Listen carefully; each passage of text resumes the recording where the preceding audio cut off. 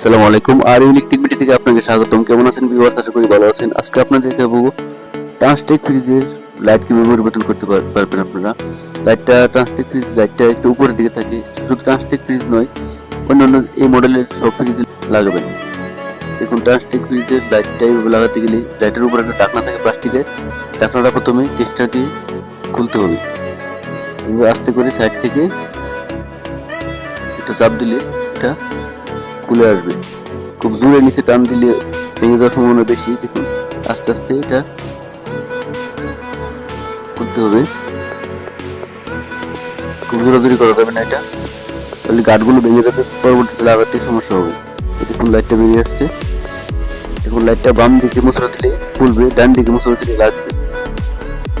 লাইটটা বাম দিকে, বাম হাতের দিকে মশলা দেবে, লাইটটা খুলে আসবে।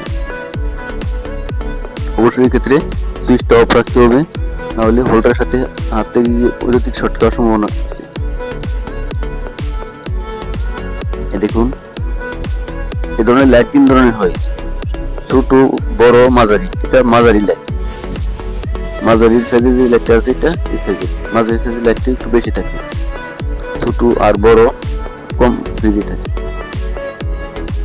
এটার মধ্যে আবার এলইডি লাইট পাওয়া যায়। এলইডি লাইট 2 ওয়াটের আর এটা 5 ওয়াটের।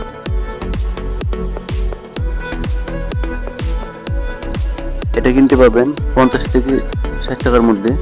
আর এলইডি লাইটটা কিনলে 100 থেকে 120 টাকা নেবে। ডান দিকে ঘোরালে আস্তে আস্তে লেগে যাবে।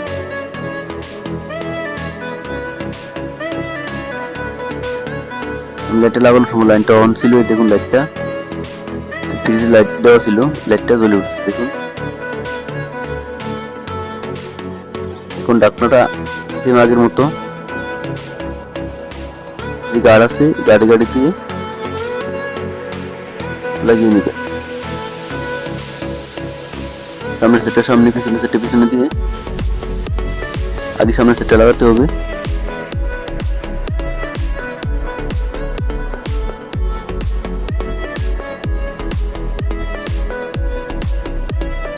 আগে সামনের সেটটা লাগাতে হবে,